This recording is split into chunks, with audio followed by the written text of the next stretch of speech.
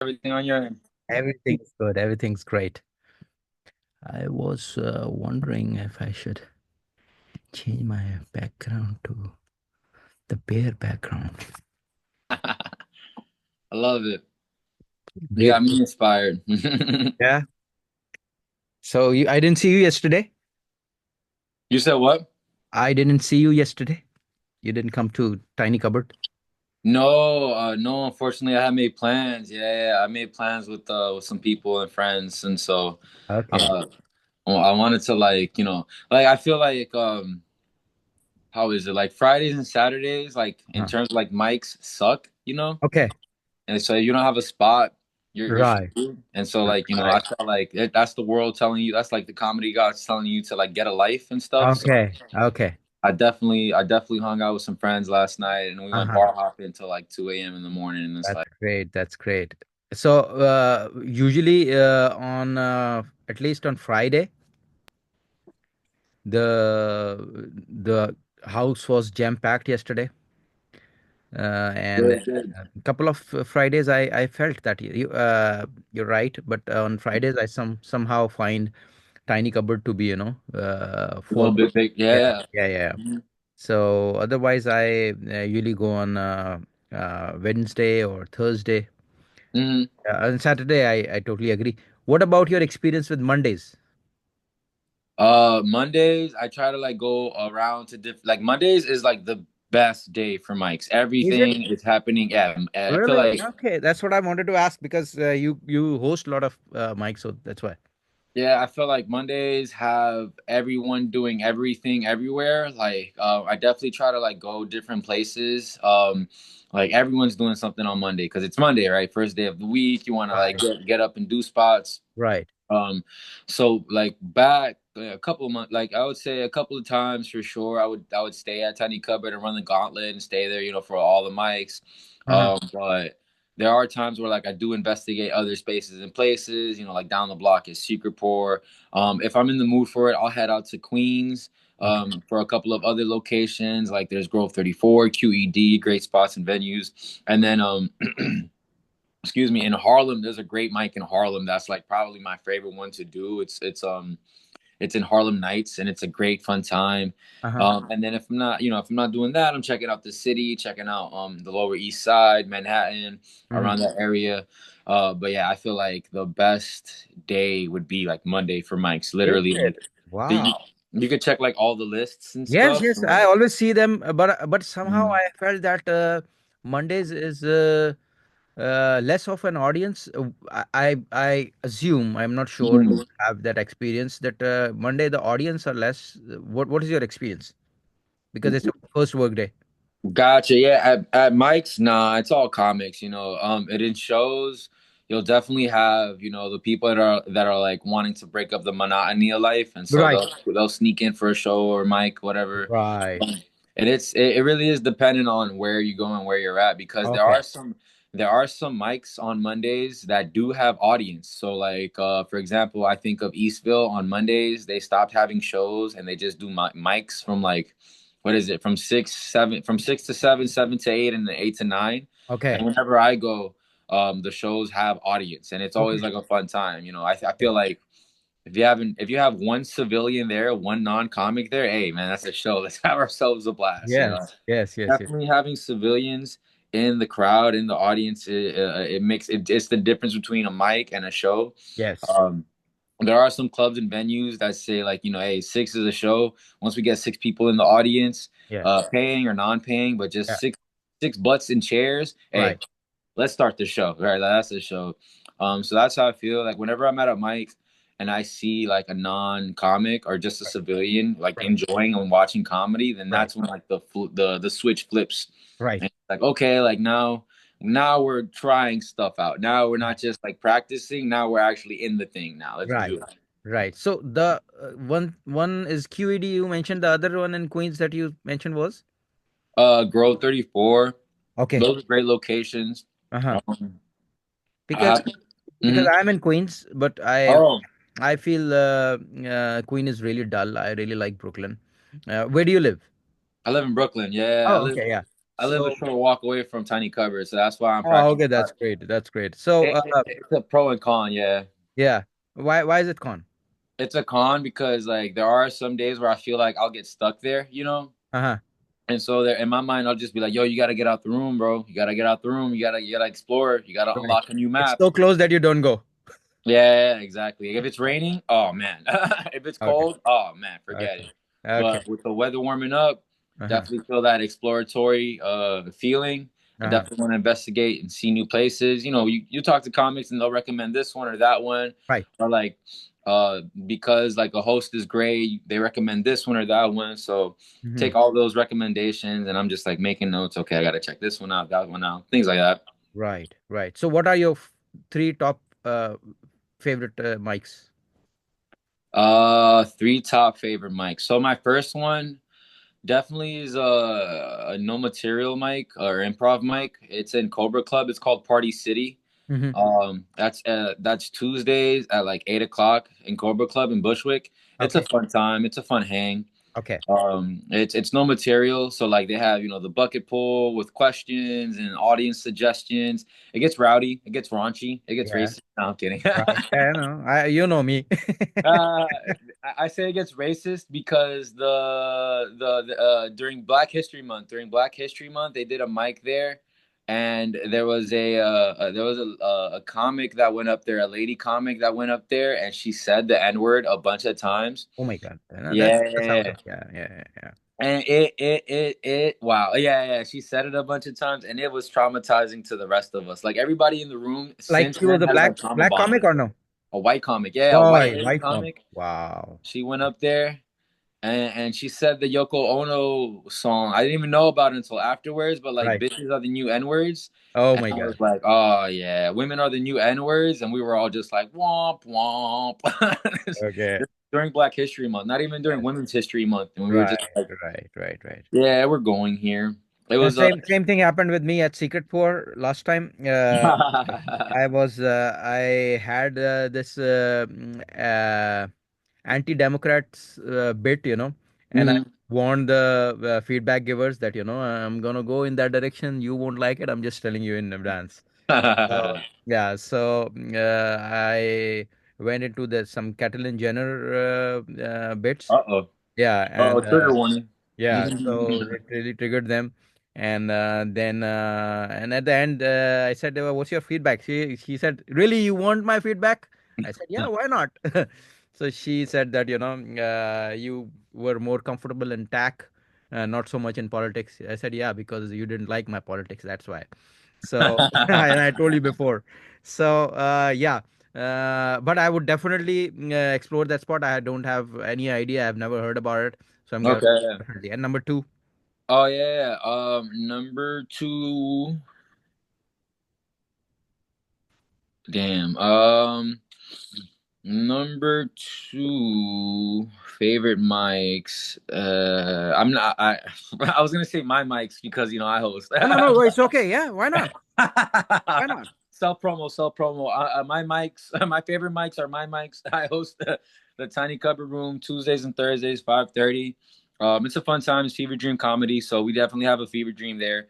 Try to like shake things up, Hmm. spice things up a bit. A little ethnic flavor in there, a little spiciness in there. Yeah. Um, but if I could think of like a good mic is probably a comedy in Harlem. It's in no. Sorry. So comedy in Harlem is the club, but I'm thinking of Harlem Nights on Mondays at 8 o'clock. The host is Rashad Bashir.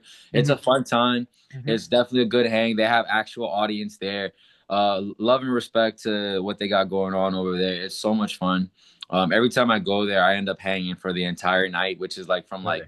Yeah. from like 7 to 10 or 11, whatever. It's a Okay. blast. Yeah. Okay. There's definitely that. Check them out if you have the time to. It's in Harlem, so I will it's definitely a definitely. trek. And then my third favorite one, I would say it has to be Knickerbocker Underground. It's in a furniture store that they convert into a club at night. So it's fun. you know, Wow. you, you hear about comedy happening in like laundromats and Yes. delis and Yes. furniture stores and stuff, and you never believe it until you actually have it happening. You're like, oh, wait, there's all right, bet, yeah, and it's a fun time, yeah. Yeah. Uh, And where they is do that? The Knickerbocker Underground is a Knickerbocker Avenue on in Bushwick Avenue. Okay. In Bushwick on Knickerbocker Avenue. It's in the furniture store that they close down the Mhm. shop for the day, and then they make it into a comedy setting. Right. Super fun time. They have it in English and Spanish. Oh, cool. They host some mics in English and some mics in Spanish because Right. the producer and the host they're Spanish themselves or Latin. Right. And I've done both. I've done the English mics and I did the Spanish mics. Actually, that was my first time doing Spanish comedy, Uh-huh. and boy, oh boy, did I bomb, Doc! I'm telling you, bro. Yes, it's absolutely correct. Language is Yo, the most important feature in comedy. yeah, I Same bombed so hard. same as in Urdu in Pakistan and Hindi. Oh If yeah, if I do the same stuff, the it's not about the language so much. It's about the perception of people yes, yeah. and the way comedy hits people and creates happiness and laughter is Hmm. really different in different languages, basically. Yeah, So approach is because different, basically. it's fun to it was scary. Don't get me wrong. It is scary to explore a different language, but still Absolutely, yeah. like watching it in like watching a different language of comedy, right? I feel like the grammar rules are in place, Yeah. but like the grammar rules change, but the comedy rules and structures don't, right? So like, your rule of threes, set up punch, end on the laugh, those kinds of things like don't change, but the grammar and the sentence structure and the syntax, it gives you like another set of rules to like have to like configure out and like maze and like figure out the maze and puzzle out of it. Right. And I don't have that muscle because I don't do comedy in Spanish. Mhm. And so when I did that, I was trying to like figure it out in real time. Right. And boy, oh boy, did I bomb, bro. Boy, oh boy, did I bomb. Like everybody there looked at me, right? And they were like, being kind and gracious because Mhm. I'm what they call a no sabo kid, which is like an Americanized Latin kid. Like I don't feel Latin enough for the Latin people. I don't feel American. I don't feel like white enough for the white people. Mhm. But I do feel American enough to pay my taxes. That's about that's That's true. about it. And also, I think it's also about cultural values, basically. Hmm. You know, for example, if you do Spanish mic over here in US, it will be totally different. If you do Spanish mic in Spain, in Latin America, South America, it's going to be totally different. Totally. It's going to be totally, even in different countries, it's going to be totally different. So because comedy is mostly about a rebellion against the social norms, basically, There you go. in any country, so Yeah. it's like an attack on making mocking or making fun of the values. So it totally, it's a different mindset. The formula is totally different. For Right. example, Yeah. my favorite comedian, he's from Pakistan, he's recently died. And Oh. if he is on Broadway, Mm, Broadway will be on fire, because hmm. the way he sets up is that, for example, you just told me about a furniture shop, and he actually has a drama show, live theater, in which there is a furniture shop, and his entire show is based on that people are coming and their issues, and he's changing the furniture. Sometimes, he has to send his people to install that furniture, and his entire show is about that. So if he had been on Broadway, I mean, he is considered one of the greatest in India and Pakistan both. He also, although he's Yeah. from Pakistan, but all the Indian comedians, they really seek him as, godfather. Right. Kind of like a blueprint. Yep. So, but his brand of comedy is totally Pakistani. I mean, he had tremendous following in US as well. He used to do shows and tours all the time, and but his comedy, although Pakistani, but it was very relevant to Indians as well, because it was from the same sort of a culture, in terms of norms and what perceptions are. So he's, if like I said, my again, I was, because I was so influenced by him. So maximum, like you said, about in terms of formula, in terms of technique, I can only learn his timing. I can import his timing. I can import his sarcasm, but his the way he sets it up, and the premise he creates, it's impossible.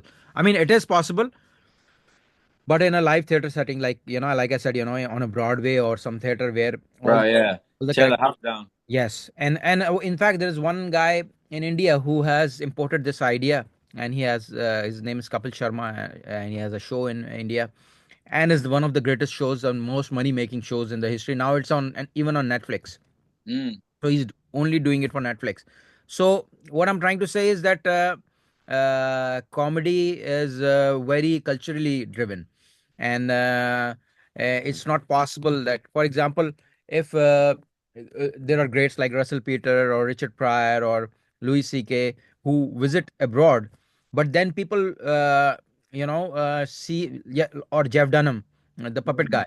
So Right, yeah, the yeah, so ventriloquist.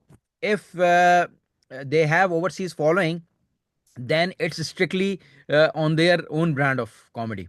Hmm. If people are coming, then they have it in their mind that whatever Jeff is going to do is probably flip the same comedy in context of localized Got characters it. or Make it a little bit people, more like yeah, topical. or stereotypes. Yeah, exactly. But again, the approach will remain the same. He will Hmm. still be Jeff Dunham, or Louis C.K. will be same, or Russell Peter will be same. He will just import some, or Andrew Schultz, he's gonna import some local ideas or local stereotypes, and then do some crowd work or do flip it around, but their formula will remain the same. Yeah, good on them. Yeah, definitely. Got to mix it up. So tell me, how long have you been doing comedy? I've been doing comedy now 10 years. About to be Great, 11 this year. great, Yeah, great, fun great. time. Absolutely. I mean, your confidence and your presence and your comfort level on stage definitely shows that Thank you, bro. yeah, Thank doing you. Yeah. that. Yeah, yeah. Are you familiar with Willie Barcena? With who? Willie Barcena? The name sounds familiar. He's an open mic comedian. He's No, a no, no. He's one of the greats. He's from originally from LA, Mexican what's his name? comedian. Parsadena? Willie Barcena.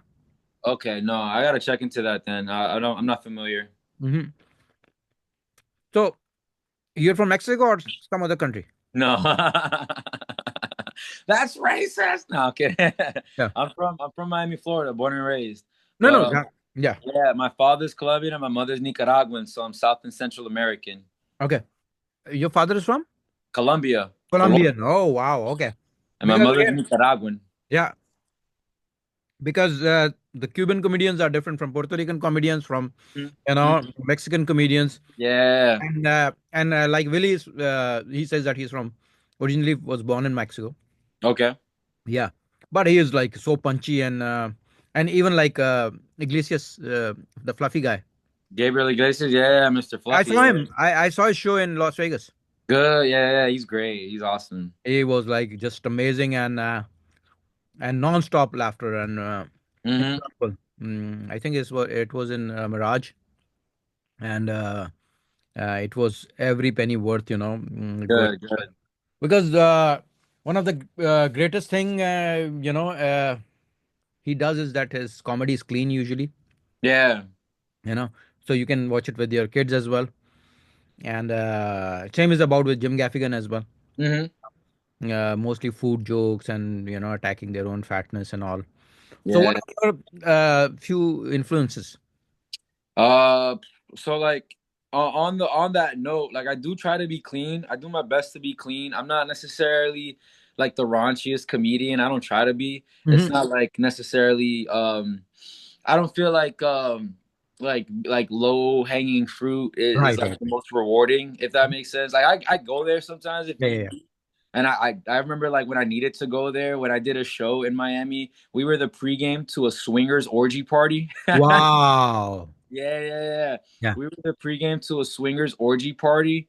And when I tell you not one soul in that building was there for comedy, they were not there for comedy. So we had to like, every comedian there was like trying to do material or riffs or like crowd work, and it wasn't going on. Mhm. And even me, like I was on stage trying to be like the clean part, crowd work, not hitting, riffing, not hitting, and then I try to do some dirty jokes, and I finally like like control the crowd a little bit more. You know, Absolutely, because that's what they're for. Exactly. Yeah. Yeah, they wanted to know about that. And that's that it's funny you mentioned that because like about Spanish humor and in general, like Latin humor, a lot of it is bar humor. A lot of it is, like, dick and pussy jokes. And it's cool, that's fine. Yeah. In different languages, that's sure, that's Mhm. fine. Mhm. It's just not necessarily something that I gravitate towards too Right. often. And Right. that has to do with like my comedy influences. Like if I could give you my top five, I feel like it's like definitely Richard Pryor, Yeah. George Carlin, Eddie Murphy, um, Dave Chappelle, Okay. fucking, I'm drawing blanks now. George Lopez for Okay. sure. Of course. Bill Burr. As of late, though, like dudes like Dave Chappelle, George Lopez, they've been slowly like falling off, and Mhm. like dudes like Bill Burr have definitely started to come up more on, like, started to climb up more in my top five or my Mhm. comedy influences. I like cartoonish stuff, I like outlandish stuff, like kind of like Looney Tunes aspects, and then also like sketches and skits, just like Like really Family exploring. Guy. Yeah, like South Park's, The Family Guys, The Simpsons, different things where it's like you really want to stretch the imagination. I love telling stories, so dudes like Gabriel Iglesias and even the sound effects that Gabriel Iglesias has, Right. and being able to explore characters and character work like Jeff Dunham, being able to do, all these different impersonations Right. and being able to like handle handle crowds, like guys like Cat Williams. He definitely can handle a crowd. Kevin Hart, the fact that he's universal and for the most part clean, Mhm. like, it's Yeah. all really good things. I try to like definitely spread out and balance out my comedy, so I look into like women comedians. Like I love Amanda Seales. She's super smart, intellectual. I enjoy like what's her name, Elisa Schlesinger. Okay. um Okay. she's like super kooky and super like raunchy, but it works. Yes. So I enjoy like grabbing, wisdom from different comedy regions Right. or sectors, if you will, or just like taking tidbits. Mhm. Like it's so much fun to like discover like a new special or a new comedian. And I feel like it definitely is like, something that enriches the soul. Like Bill Burr's newest special that just dropped, Drop Dead Years. Uh-huh. I think it's special of the year, honestly. It's my favorite special so far Oh, this okay. Okay. I mean, I'm first of all, I'm really glad that you are not only working on the technique, but you are also into exploring the skills like, year. impersonation, skits, and different skills that are really handy Yeah. or sure to be, comprehensive. Like, for example, you gave an example of Fluffy as well, Gabriel as well.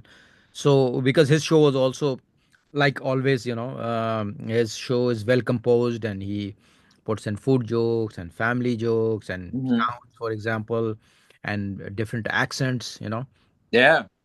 Accent is like a huge treasure, I would say, or a superpower when it comes to Yeah. comedy. It really is. Being Yeah, being a comedian and having all these tools in your tool belt definitely makes you feel like a superhero.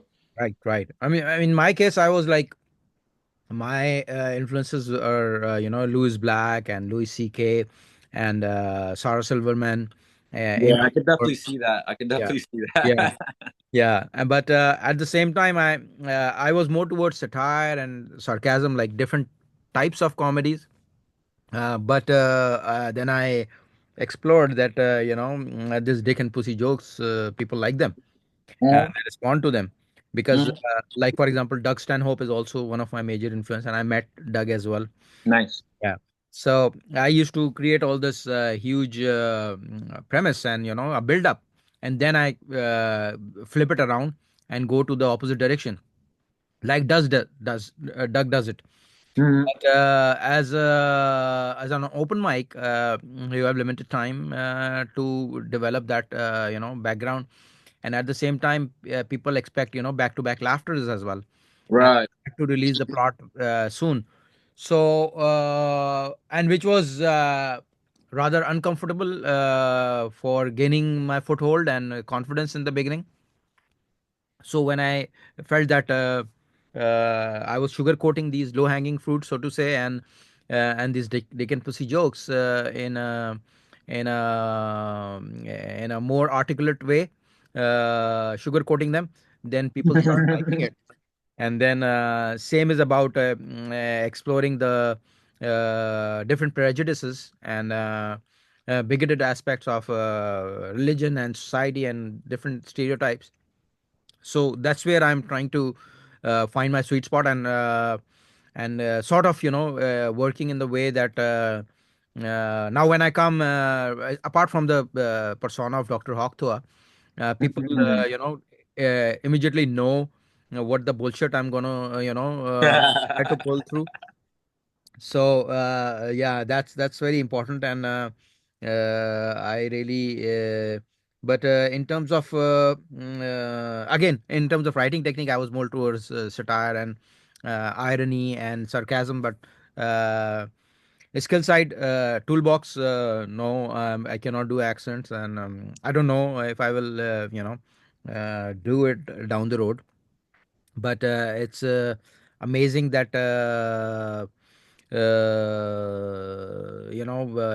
it's part of our process as well, and Mhm. maybe down the road I develop this impersonation thing as well, because impersonation and accents are totally different Yeah. tools, yeah. And because you need to have like, for example, Amy Wong, she's like Ali Wong, sorry. Yeah, Amy she's Wong. great. I was Amy about to Wong is say, the PayPal. who? Are we talking about the same Amy Wong? Amy She's Wong great. is on our mind all the Amy time and too. Ali Wong, they're sisters. They're amazing. You guys should check them out. Yeah. So Ali Wong is like she has a master's in social sciences or something like that. Oh yeah, she's so smart, Yeah. and she's great. And like to just like narrow her down to like the pregnant comedian does her a huge disservice because she's awesome. I think she's awesome. She's super like sharp. She's Yeah. super witty, and like the way she paints the story out and like creates the net, like it's awesome. Yeah, she's awesome. Yeah. However, you just exploded. You just busted by saying that just narrowing her down as a pregnant comedian. I Mhm, do feel there is a remarkable difference in her performances compared to mhm. when two times she was pregnant, and one time she was once one specialist pregnancy or two special. She had two special Yes, yes, pregnant. Yeah, back to absolutely. back. So yeah, I feel a huge difference Mhm. in her. The way she feels aggravated when delivering those lines, because the new one. It, I mean, of course, as usual, I don't want to sound misogynist, but But you are going to sound misogynist, so just say it. yeah. So I did not like her new latest special, and Oh, uh, wow. yeah, and the last two ones, I still watch them any time of the day. I put them from anywhere, and it's Hmm. so punchy and it's so well timed Hmm. that I see it over and over again, and I feel I was thinking, what is that? There's something is different about these three specials. Now you just told me pregnancy, so now I understand. Thank you. Yeah. It was the hormones. Oh. Exactly. Yes. Yes. Yes. Yes. And two comedians, not one. One inside, one outside. Exactly. Yeah. Fun So stuff. yeah. So same is about Russell Peters. His knowledge about society and Hmm. Trevor He's Noah. so cultured too. Like Yeah. he has like the London, he has like the UK culture, the brown culture, the all around Indian culture, and then he understands like American culture to be able to like interweave all of those together. Like for me, it's like being Latin but also American and being able to like put those two together so that like all the audiences understand you the way that Russell Peters does that. It's like, whoa, like he's really big. Like he's Kevin Hart big in India. Yeah. I Yeah. Yeah. or at least I think, right? All Like over the world. He's Kevin is in America and Russell is all over the world. It's like Michael right. Jackson and Elvis. Right. So, and also Trevor Noah is amazing. Yeah, Hmm. he's Yeah. he's He's really much. great with like the storytelling, like the way he like narrates. Like he's someone that you want to listen to as Yeah. well. And accents. He's king of accents. I mean, Hmm. in modern comedians, I think, and I definitely, recommend you to check out Willie Barcena, because uh, Okay. me, he is one of the greats. Okay. And in the last year, he's been a huge influence on me. Mm. And although he is, and I am kind of his style is seeping into me as well. The way he sets up his female oriented jokes, or for the opposite sex. So and I don't know why he is not as massive as he should be. He is, for me, if you ask me, some of his stuff is beyond George Lopez. Right. Yeah, Okay. and Okay. yeah, and there is a podcast of him and George as well. But when you talk about Latin American comedians, then Lopez is obviously the finest. Right. Yeah. The Flagberry. Yeah, but Willie did. I think which one? One of the late night shows. Okay. Yeah, Yeah, I'll definitely check him out after this. Yeah. Yeah. yeah. I'll check him So out. he did a lot of Jay Leno's in Okay. the 80s.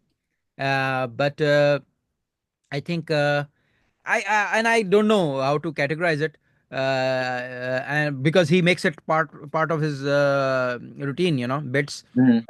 alcoholism, and he drinks while he's eating, while he's doing his comedy.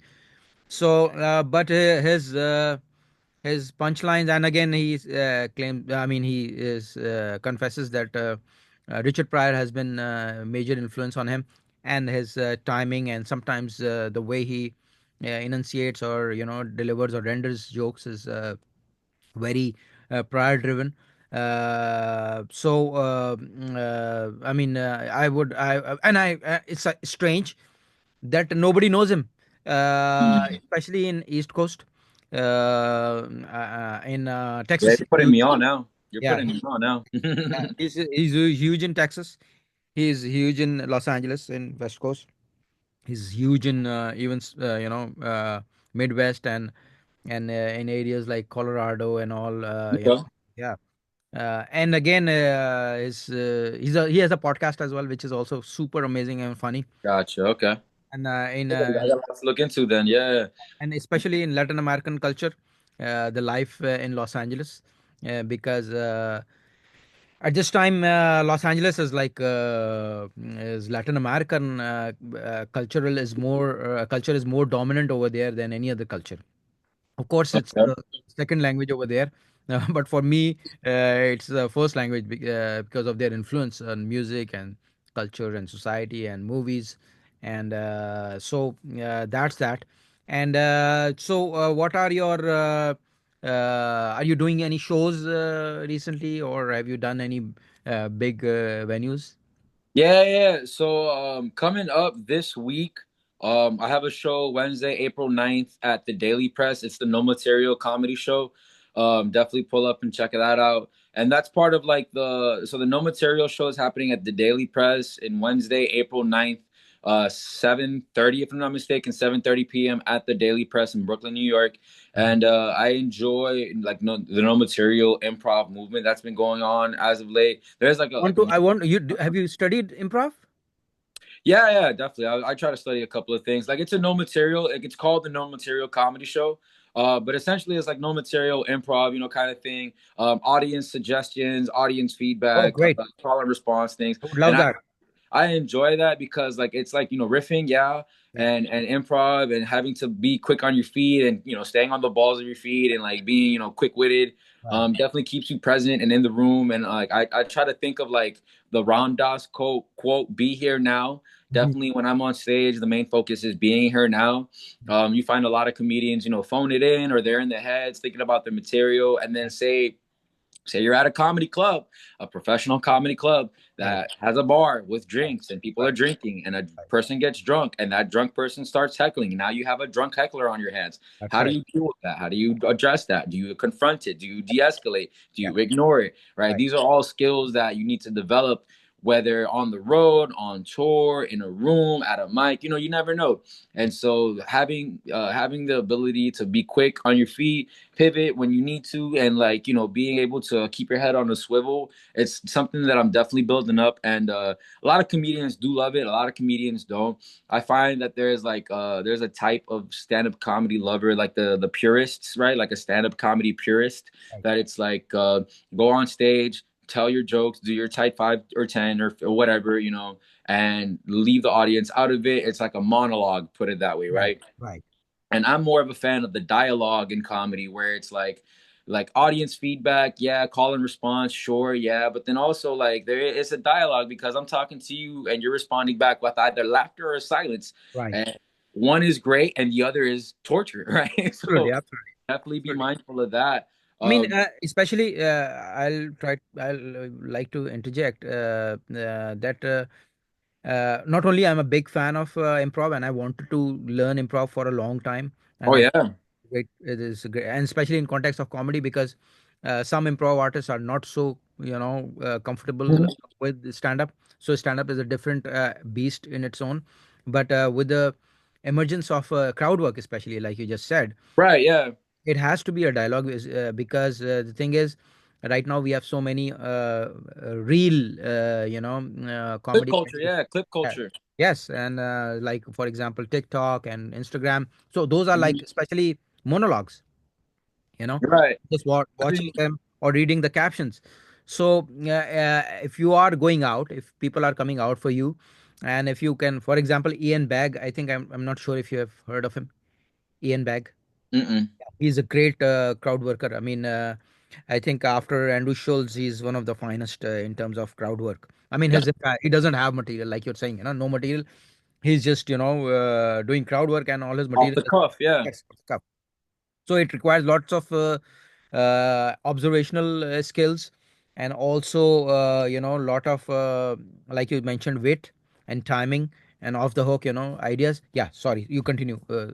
What were you No, saying? but yeah, yeah. What you're saying, like having the wit, being able to check your tempo, your rhythm, your pacing. Yeah.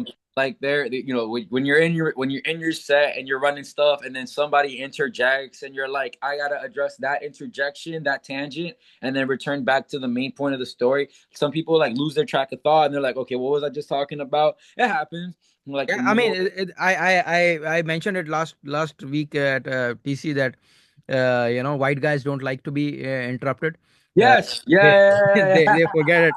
They forget their set, and that's what I was. if, Yeah, yeah, and if your joke is getting interrupted and you forget it, that means the joke was not good enough.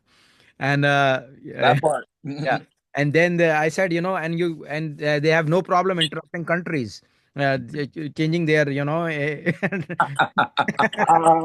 histories, and economics and societies. And there was a huge laugh. We can interrupt you. Don't interrupt us. Yeah, yeah. So, I definitely feel that. Like that's the stand up comedy purist, right? A lot of like straight white male comics. I didn't want to like you don't want to assign mentalities to people or whatever, yes, but yes, like they are in that mindset, right? Of like I'm here to like perform for y'all, or like you're here to perform for me, yes. as opposed to like black and brown audiences. They're more into that dialogue. They're more into that back and forth, that call and response. It's like difference in cultures, difference in It's in upbringing. cultures as well because they Definitely communicate understand that. part of their regular daily manners as well. Right. Like for example, in Exactly. some cultures, it's absolutely fine to touch the other person to get their attention. Exactly. So it's a big no-no in white people. Same is about interrupting. Right. Like they want them to complete their thing, and they let you complete your stuff, and then they follow up with that. So it transcends into comedy as well. But at the same time, like you said, the old school or the traditional school of thought. In fact, now I saw even Russell Peters doing crowd work, and again crowd work is a different beast altogether, like you mentioned. Mhm. It has to be embedded in improv and needs a lot of practice and exercise in that. So it was become draggy, it was becoming draggy. And so he Yeah. then flipped back to his own work, and because if your main game is crowd work, then it's a total different thing. But I also saw Sebastian Maniscalco, Great. starting crowd work as well. Focus energy. Yeah. Yeah, yeah, yeah. Yeah. And So the crowd work is good for the clip culture. You know, you put those clips out, and you don't have to like burn your material. yes. Um, I totally understand that, but like in my mindset, once you start feeding that beast, it'll never like you can never stop. It'll never be Because at the satisfied. end of the day, it's about laughter. The moment you hear the laughter, Right. you know your that's what your reward system is. So, Yep. Alvaro, the we have less than a minute, so Okay. we'll try to wrap it up. And Yeah. thank you so much for joining Poke the Bear. And Yeah. Thank you for having it's me. been really nice knowing you at Tiny Cupboard. And I wish you all the best in your upcoming shows. And I